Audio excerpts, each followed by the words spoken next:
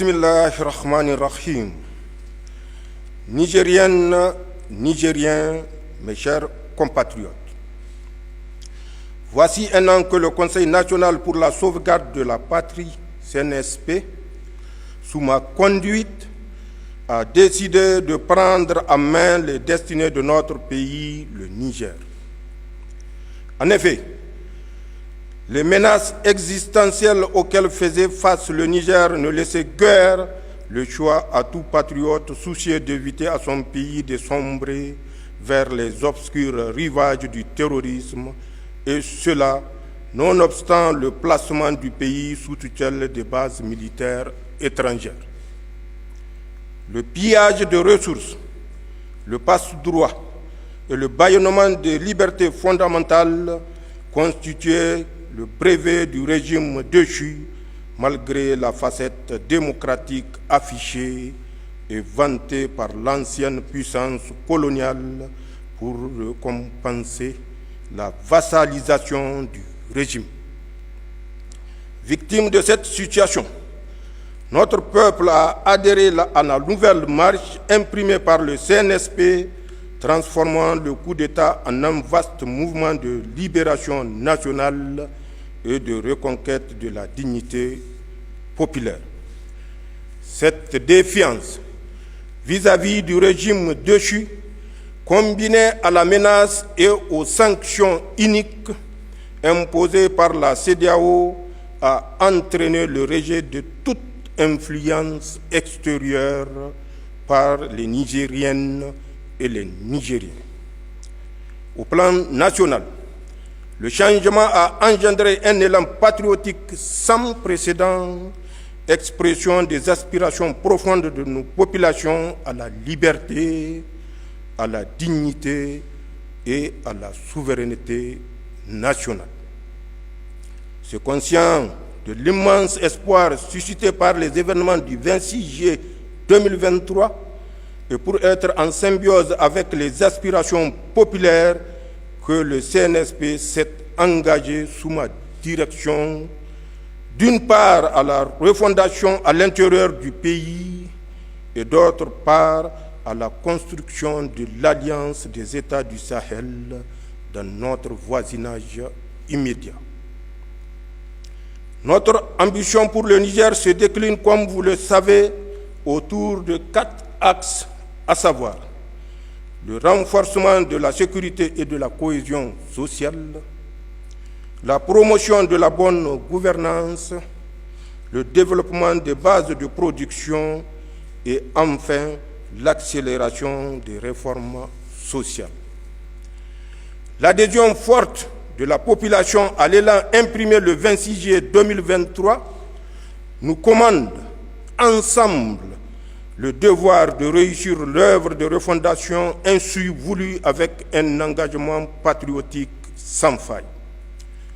C'est dans cette optique que j'ai engagé le gouvernement à mettre les mesures et actions nécessaires pour l'aboutissement de la vision portée par le Conseil national pour la sauvegarde de la patrie dans le cadre d'un programme destiné à renforcer notre résilience et assurer le développement des bases de production en tirant les leçons de l'impact des sanctions illégales, iniques, inhumaines d'une CEDEAO aux ordres. Des lettres de mission ont à ce titre été remises aux membres du gouvernement qui en feront le bilan sectoriel. Mes chers compatriotes, au plan de la défense et de la sécurité du territoire, la montée en puissance de nos forces sur les théâtres des opérations ne fait plus aucun doute. Qu'il s'agisse de la lutte contre le terrorisme dans le Liptako-Gourma et dans le bassin du lac Tchad, ou dans le cadre de la lutte contre le grand banditisme, nos forces de défense et de sécurité engrangent des succès. C'est le lieu de rendre un vibrant hommage à nos forces de défense et de sécurité pour le lourd sacrifice consenti au service de nos populations. La nation entière, à travers moi, exprime sa reconnaissance à votre endroit et manifeste sa solidarité envers les veuves et les orphelins des soldats tombés sur le champ d'honneur. Pour ma part, je fais le serment de garantir la montée en puissance de nos forces de défense et de sécurité en réaffirmant la ferme détermination de toutes les autorités compétentes à poursuivre le renforcement des capacités de nos forces armées. L'État continuera à s'investir dans l'acquisition des moyens conséquents requis à la hauteur de la menace. Nigériennes, Nigériens, la conquête de la souveraineté passe avant tout par l'exploitation des ressources nationales au profit de nos populations.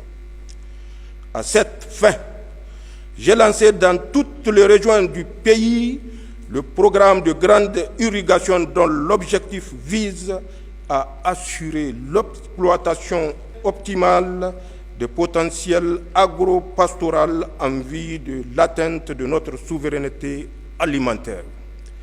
Ce programme phare engagé sur financement propre promet des résultats satisfaisants.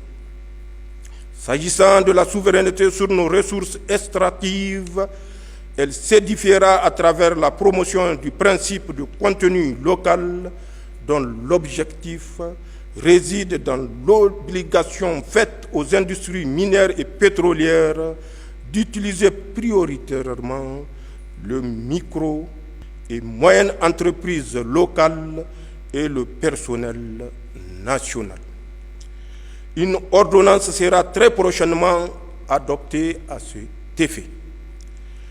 Dans l'affirmation de notre souveraineté, le Conseil national pour la sauvegarde de la patrie entend faire respecter rigoureusement et sans discrimination toutes les dispositions de législation minière et pétrolière. Toute société, minière ou pétrolière, se verra purement et simplement retirer son permis d'exploration ou d'exploitation si elle viole les dispositions réglementaires contractuelles. Le bloc pétrolier Bilma, les rendus R5, R6, R7 d'Agadem, les permis miniers d'Imouraren et celui de Madawela sont retombés dans le domaine public de l'État. Je puis également vous confirmer le lancement prochain du projet de construction d'une raffinerie de pétrole et d'un complexe pétrochimique à Dosso, ainsi que la création d'un institut de pétrole et de gaz à Zender. L'école nigérienne, la formation professionnelle et l'esprit d'excellence et d'entreprise constitueront le pilier majeur de la refondation et de la consolidation de notre souveraineté, car le sort national ne pourra être garanti que par une citoyenneté responsable dans les politiques publiques et le bannissement de la culture de la médiocrité et de l'impunité.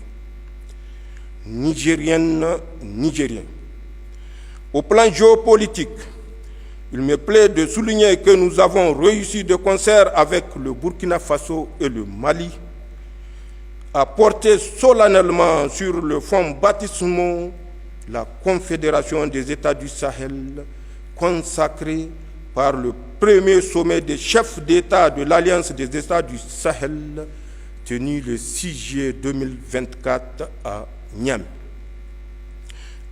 Le passage au pas de charge de l'Alliance des États du Sahel à la Confédération des États du Sahel franchi en l'espace de 10 mois à peine, et ce malgré les embûches posées par ceux que notre indépendance dérange, illustre en lui-même notre farouche volonté de bâtir sur le socle sahélien un espace souverain de sécurité et de prospérité.